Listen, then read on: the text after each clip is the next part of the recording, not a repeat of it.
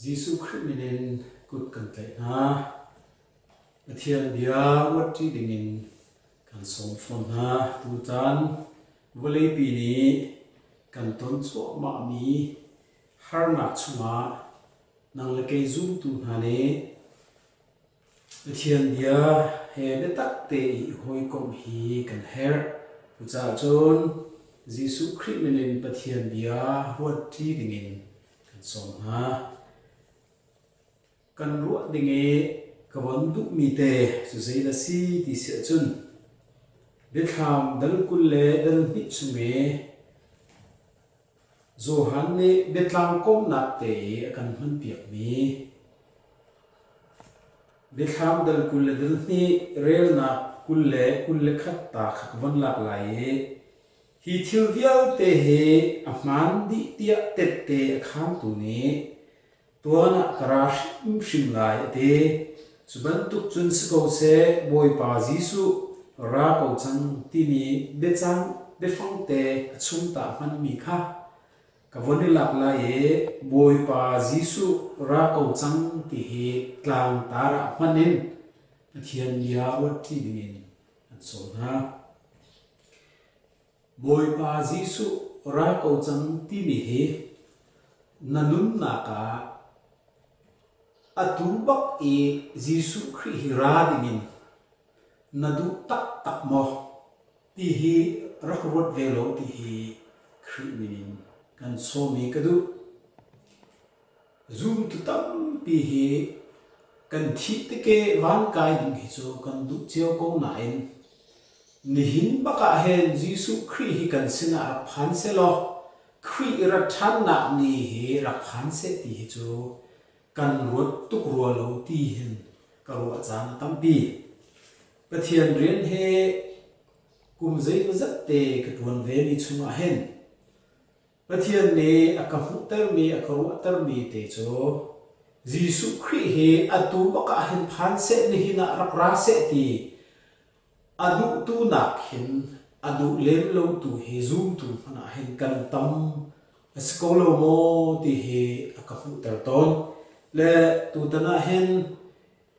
boy pa Giêsu Christ he ra ko chang ti adu tu Christ rat na he ti hal ban tu ki hal mi lung thin tak te in adu mi kan sing he pathian be ni akan chon piak mi se abik in tu nai phonge voli mi ni voli pi ni kan ton mi har nak pi chunga hen zai ban tuk thong thada kan cha hen a tha chen na tia ke ma si tok te ka ru a hen dam nak zo kan her a tui kan ton mi zot pha na rai a tha lo mi thi na a ti nung tak tak mi zong he a di se do se ti ha se ti zong he kan du chu zong chu a tha to sunan se lo zai dang vial te na in zoom tu cha e a tha big asipeng mi thong thia cho ni na hen Giêsu Christ hi ra se ti se tia ke chu ka zu ka hu ke ma lo ka slo Giêsu Christ bak he ra chol se lo ti arak du tu hi Bible chunga hen tam bi an ra om abik in lamkal tu na kha Christ rat nak ding chan he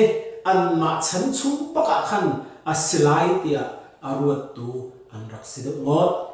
e chu chungen chon zai muzat an min zong van lak ter in Bible chang te te zong ka van lak ter ta la e Bible become thar tiel tu lak e min thang chen tiu se lo chabu tam chen tiel tu Paul hi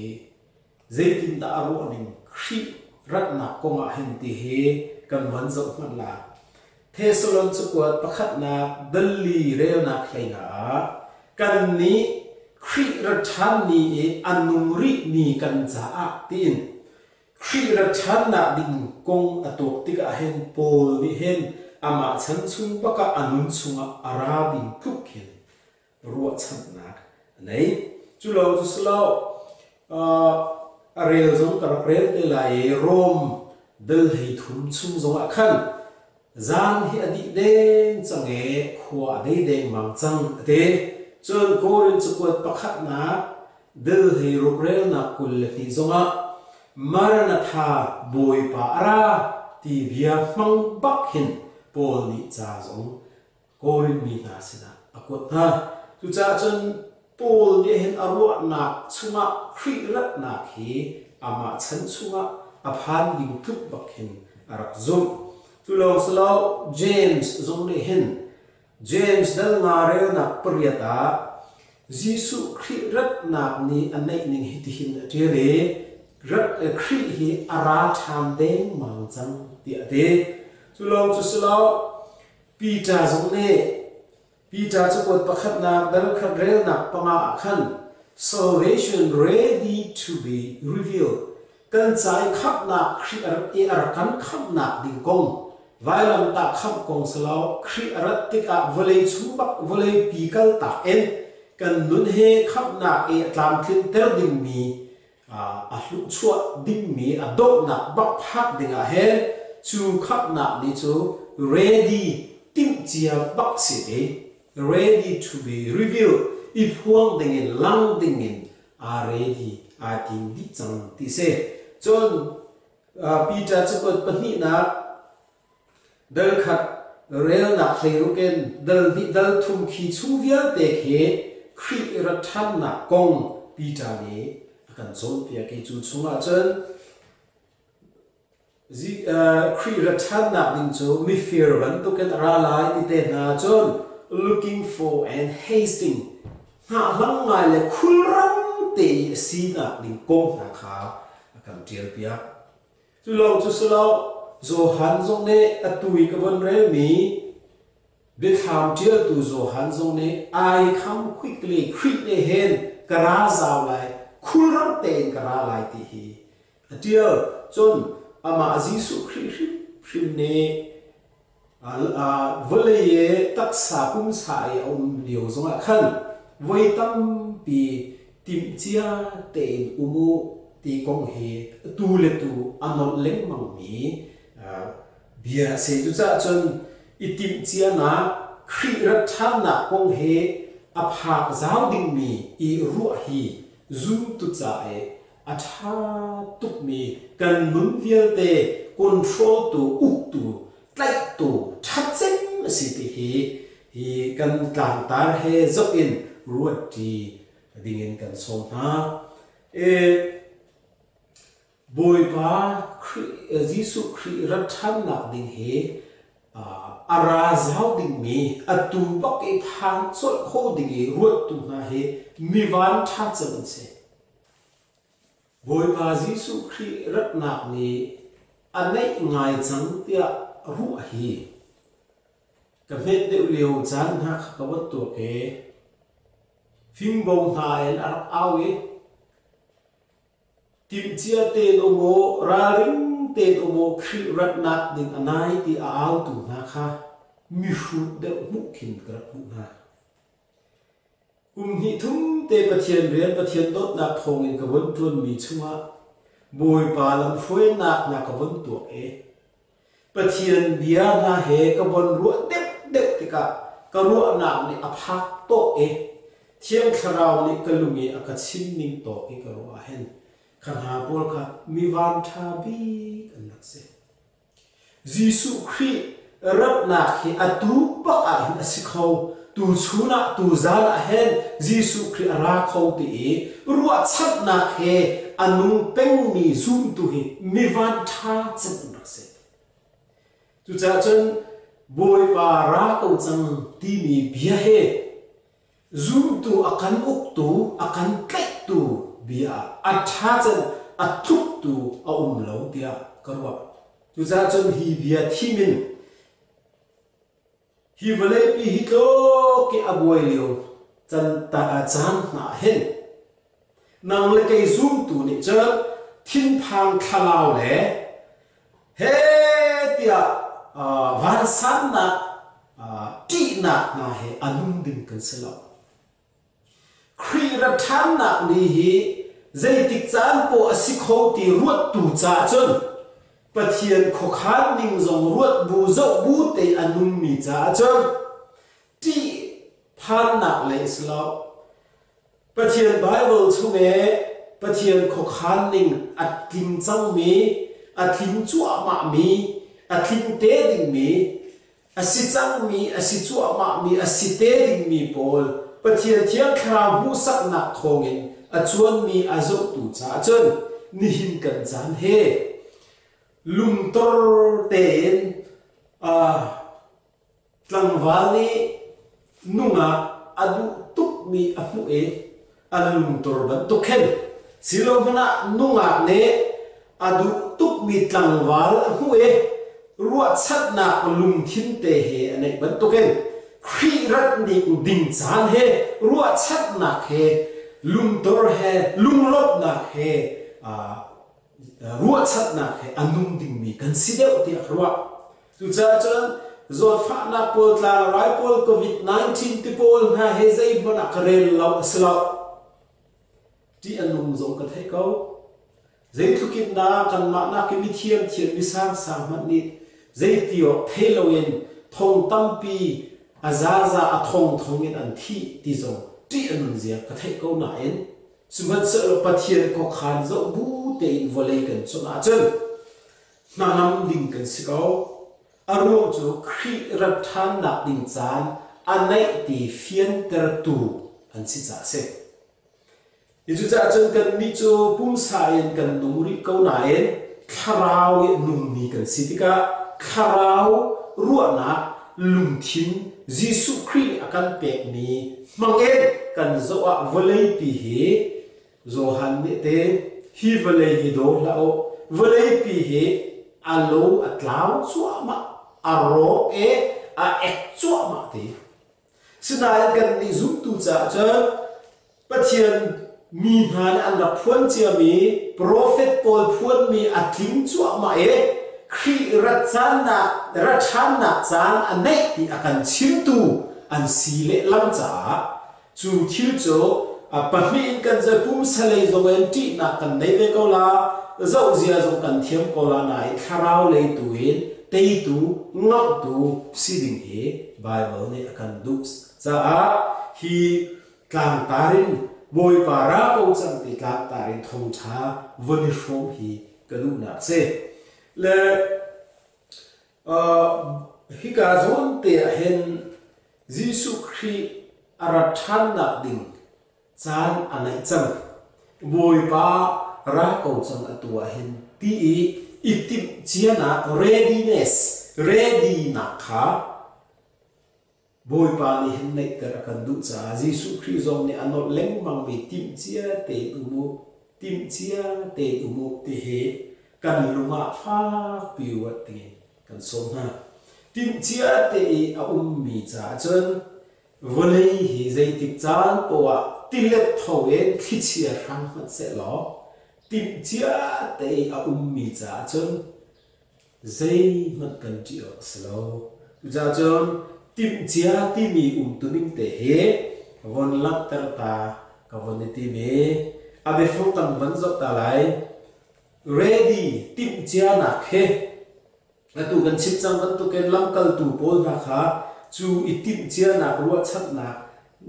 an lum chu ya cha hen ngai ngai te chon itim chia na an lungi cha khri ra tham na ding ni he phak zau ding phan zau ding an ruwa cha khan an nun na le hen volei thil he an ruwa chan lo chole wa in le lo nei le chia le rum na mo ni na no na lo a ruang chu khri ra tham na ding anei ti mi an lungi khat cha se ni na hen khri hi ra se ti arwat peng mi cha chun hi volei thil ri du na he a tu lo ti he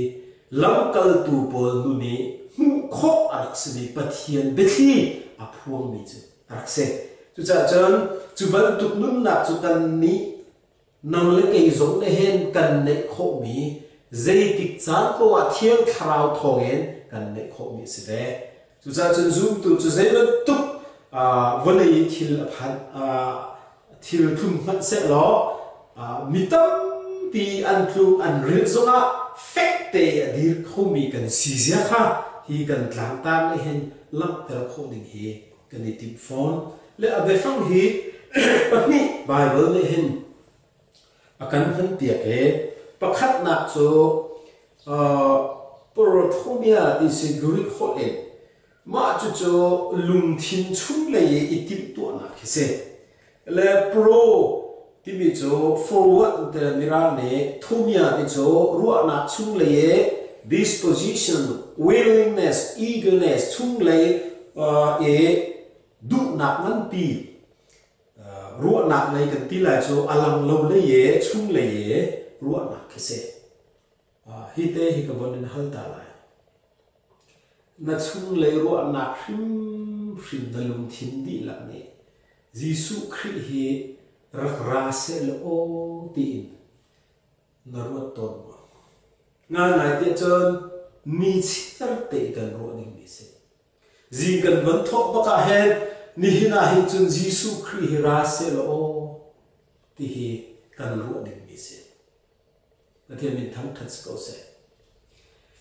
Giêsu Christ he ni hin zonga ara kho ti in kan nun nak ne hin ruat pe u se lo kan tu mi thil pol zong he tam pi ai khan lai pi ke su ka zu tu cha chen chung le ruwa nak le itip tu nak hi be fu te le he ar kan zon pi mi se chu nuwa be fang pa ni nak cho he toy mos ti fan le ma hi chu chung le ruwa nak long si ti lo we kan ruwa mi thil he pe tlain cho chak nak preparation prepare le lang e itip to na sama hi pol ni afane korin chu ko pa ni na dal riat chunga khan korin pol na cha kotika mithiang na cha bok na pek nak le chon pek na hi ve fan te hi fan le nan lu chunge nan rak ru ban tu te khan atua chun atua tak tak nak lang ter nak kha chang se ti ni arak man chu lo slo James dal ngare nak pariata James ne akan chol pi mi chu Giêsu Christ rat than nak chan hi anai tuk chang cha establish your heart nan lung chung akan fak pin ruat en itip tu na kha nayu tia chung lei lo slowen leng lei zong e chol chang ter kha akan du cha akan som na ka aman phone le maka zona hin Kolos dal thum rel na pakhat en pathum tia pol zong ne akan somi khri athi na ka atho than na ka nani tel ve chang cha khri he atho than chang mi chu nan ru nak zong he hi vlei thila hen umo sidilo pa ot le athu mi khri a khen nan ru chat nak a upok se Giêsu Christ a mi tharau le thil van lak so van le thil na khe nan ru chat ok sitin lung le chung le chon piak na khe akan nai le le ma hi be pi tu ka khacha zoom tu hrin than chiao chiao he kan cho chak ninga khat lo zero ma te chen kan ru chat mi a kha lo cha se angai nai te chen ru chat na ka he i khat din kan se nu le va zong Kri fa bu zonga chung khar zong kri fa bu member di lak zong he ruwa chat na ka i khat kho se vole thil silo be van le thil kan ruwa chat po a chen mun khat te kal ti na he a foi rian 20 na he a foi cha chung le ye itim tu na kha James ko dal ma re na pasri in pakwa khan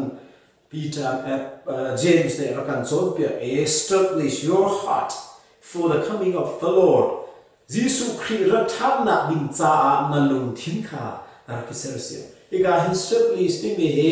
in sakti ki atung angan chem mi an rak der mi fe ter na phun be fang ki mane nan lung ni chuban tuk chun fek ten becha na zong to du ti na se le ka ma ton zum tu tam ti hi kan lung tak tak ni hin Christ ra tham na khi atuk bo Kri rathan na kong he pe tlayen lung thin iser siam na he voi zai za da na nei chap kan ni chiar te nun akan uk tu hi khri rat nak ni ruat chat nak i isersium nak ni hin akan uk ding ni se tu cha chun hi ka zo na hen cham bao in kan ton ruat te ruat cha Giêsu Christ min kan som iban tuk valai aboi leu chan ha he zum tu kan ni cha chon isersium itit tu na cha e atha tuk ni kan lung thin i lau na ding cham se deu ti le pha le ther le khalau ding chan na e i re di ding te ding chan se deu ti hi khrit minin theiter kan do le chu lo chu salo tim chia te na khe pe tlai bible chua hen chon piak mi te ni thum te chon piak mi ka ha kaw de we ka von la ta fan la kan cha a than hem ti karwa khri ra than na kong ruang e itim chia na lo slowen kan nun na shin he itim tu na ni a uk ding ni si zia pakhat na ka be ready to every good work rian thami po cha khan itim chia te dong tuning cho tim chia ti cho tuan chot holding in tua chot holding e lum thin sersiam na khe chon a hung lak bakit tua chot na si phone mi kha achim du mi se titus del thum rel na pakhata akan zon pia chon efesa del hi rel na pra hen kan sining shim he thil tha tua dingen vailam ta na mangen akan ser tham bi kan sipol ne te tu cha jong zoom tu cho thil tha tu o ka hen itim chia te din kan si je he bible ne kan chon pia pathian min thang thas ko sim a he ka du to ka nun na ka hen tu hale ka past life ka tuan dia hrin than hale ka tu ning le atu ka hrin than dui ka tu ning he chui khai se lo zaida idan na atu chen tu tia alang la te ka ruwa mi chu thil tha tu ding e kai re ni na te ne hen phun dang deuh si na khe ka pek pen kai ma tok te nu nang zong na sbe ko la rak zam man na nun na ka tha te gon rot man thil tha tu ding e itim tu na lung thin te he jing hi bon thau man lo chu ni fa chuak mak se la na cha ka cha zo ba city ka kal chon Philippi dalli re na parati pakwa ke van re lo whatsoever things are true thil zemo athami po ado mi po ti e nan ruwa mi kha ate thil tha hi ti mi zo ado mi ngai zo ngai anuam mi tua dinga khan tim chia ten umu ti hi bible akan chon pia chu lo pek nak lei zonga midang chae nun siam nak lei zonga hen tim chia te tu te ready dinga kan du chu korin chu ko pani na dal re na lei khat in lei khat lei ko pu la khan tak people not leng mang nan lung chunge nan ruwa long slowen be ready to perform leng lam pak i tua dinga khan nan lung iser sen tu tia kan chon pia chulo rong dal khat re na thlenga ti ba the chukot pani na delli re na pania be ready to preach thong tha chim zo he tim chia te omo kan te pathian min thang thats ko se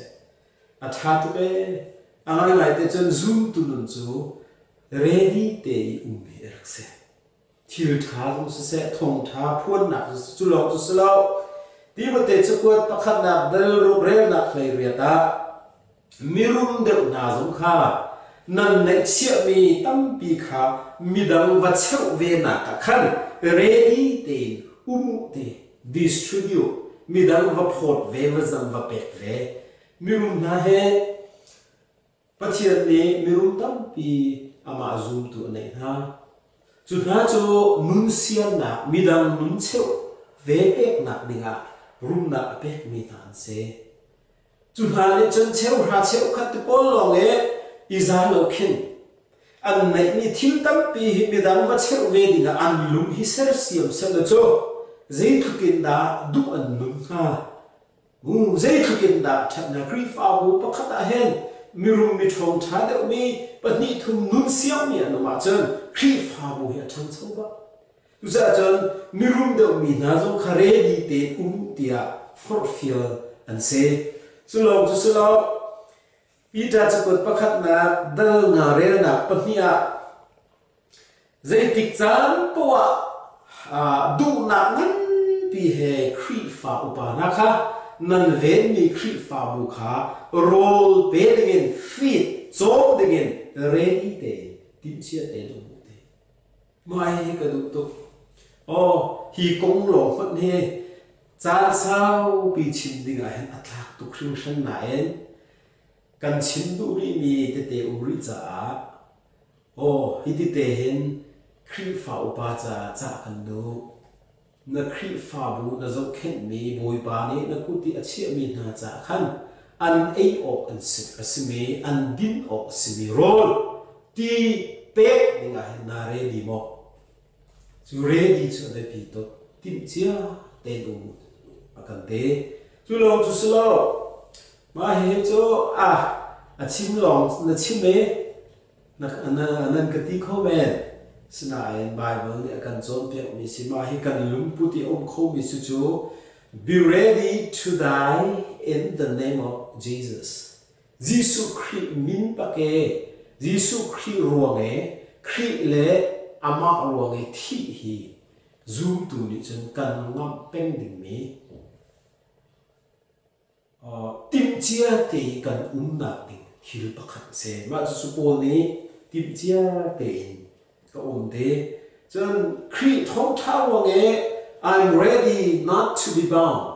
tem don't not long slow in but to die in the name of Jesus thi mat ki de ko kai ready kan chu dia kan som pia kan ni zong he ma chu kan ta slo kan ni cha slo ti ding slo zoom tu kan di la he chu ban tu chen kan nun na ve kho sko ti kha tha jang pe kan du phone chu lo chu slo ika hin kan tlang ta sumi boy para ko chang ti khri rat na kong he pe tlai a re di ni ai tim chia ni zoom tu ni chu lam thuana chen kan her mi ma te chu ka van chin ta lai Peter chakut pakhat na tal hei thumin dal hei ruka John Johan chakut pakhat na dal thum rel na pakhat in pathum jong si se John rom dal hei thum rel na hei khat in ma hi chu ka re ta lai rom dal hei thum rel na hei khat in ka van rel atu chan hi zai chan da si chang ti khan khal cha hi nan tu o se atu cho na ne hlau na ok chan si chang zai cha tia khan kham kan si lai chan cho kan rak zu ka na khan atua chen kan nai de chang zan cho adi de mang chang e khwa a cheu de mang chang mui na thil simi tua khangol chang slo cheu na chunge ral do o a hriam nam kha ila use chun chewi a mi ban tukin nun chen do in nu se au khwang cheu chur in hlau se ri ha in hlau se nu le pa sual na to hlau se za hal lo in hlau se asi isi hlau se ina chua hlau se boy jisu zia za tu kha ila lo pum sa du na to kha ngolo chen adang dang te zong ke narak rel se chun na hu lai chu ni zaida kan chon pia chem ti sia chon Jisu Christ rathan na anai zero chat na nei mi chu thiam him ten nu kan te ma chu kan ni ready na ngan bi chu thiam him te nu hi se pathian min thang thats ko se ngã nu nè tlang vào rak lên đình mi arak ruột sắt arak ngã sẹo chân chút na cả tu zana karapin lên là nu tia ado tuk mi tlang vào ni nung ngạc khi vachin se lo chu zan chu arak etim tua lining he athil puan thabik athiang big ado big long solo ama azong thiang ten kola adot mi tlangwal aduk tuk mi tlangwal hi thur nong pin rak don hi aduk bakla aduk balla chu ban tuk chon kan mi zong khri ruwa chat na nei mi atu bak zo a khri hi than kho tu zana ni hina thai zin bak zo a si kho tia khri rat na ni he a si kho peng ti arut mi chunun thiang te nu he bible ne kan fia nun thiang ti mi cho sual huat zong khese thil thalo tua du lo zong khese pum sadu na le kal lo na khe nun thiang na e a ham people se a fian chin na ma nun thiang na ti mi cho pathumin then selo pakhat na ka si na be si na thiang na om sual fa yen pathian fa chan na thiang na chu cho kan ni kan ma te kan thian ter kho lo sa jisu christ thi sen kan thian na se pahni na ka lung thin zia za thian na apathun na ka jisu christ rathan na ruat chan na nan pi he ni chia te ruat mi zum tu chu bible le hen chu ban tu ruat chan e rak e tin na kong kha lam kha kan hu sa chu lam chu zai da city sia chan thian him na khase ngak nu tlangwal ni alen lai zana chan kha tu zana karak in len la he ti a hin chan ngak nu ni thiang ten zo do ten athil puan thami te isup ai en ama zong thiang te i kho tolin arak leng tu ding tlangwal pa tha in ko lai chu ban tuk chun kan ni zong jisu christ rathan na kha ruat chat na kheni chiar te anum mi kan sia chon thiang te ding kan si zia kha itim tua ning chu se atian min tham that ko se chu cho bible ne akan fial mi si chu ban tuk ruat chat na anai mi chu arak ra ding mi athian ban tuk el ama azong kha thiang te se te zo han chakwat khat nak dal thum chunga khan chu khri ruat chat na khe anum mi chu thiang te a umok se tin akan chom pia e chu thian na ka chon iti hin ka them ton le nun sina bei sina e athur nom mi kan rak se sual fa kan se rule fa kan se khot se fa kan se bible ni te athur nom mi akan te ma chu thian na ko nga chun ke ma te in ka thian ter khalo chu za chun khri thi sen thong in thian mi kan se chu do apathy na ka nun chen zia za lung thin le thian na lung thin le zia za ha pe klai le ma thian na zong chu ave pi to chu do apathum na ka pum thian na khi ave pi tak mi se apathum te ave pi di chu za chun thian te ti cho sual huat ni sual tu du ti lo nak na atel thil tha kan thei mi te wa tu na zo atali abi in pum sadu na le wa ti lo le khi bible le hen thian na he pe lai akan chon piak mi tam pi chu cha chon thiang te kan lum he khri ra chan na ni anai ti ruat chan na he a pe lai mi se thian min tang thas ko se khri ra chan na tu zan zo a hen khri ra khau ti ruat chan ni zum tu ni chon thur nom pin pum sadu na le a vale thur nom na ka thil thalo tu na le akal bal la lo chu cha chun do ko khri ra than na ni anai ti bia ni hin kan uk se lo ni chiar te kan nun chan kan chan man ning vial te zong he thiang te asihrim shim la te hi bible ne akan chon piak ning lam thon pi chu se chu long chu so itin tu na tim chia te na ka khan Peter chakot tahi na dal thuma hen kan chon piak mi chu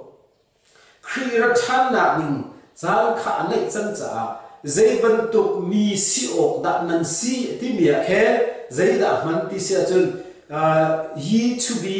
in all holy conversation and godliness nan tuning nan zia za le pathian mi si na ka khan thiam te in nan u ok se te ma he atha tak mi se pathian mi hi cho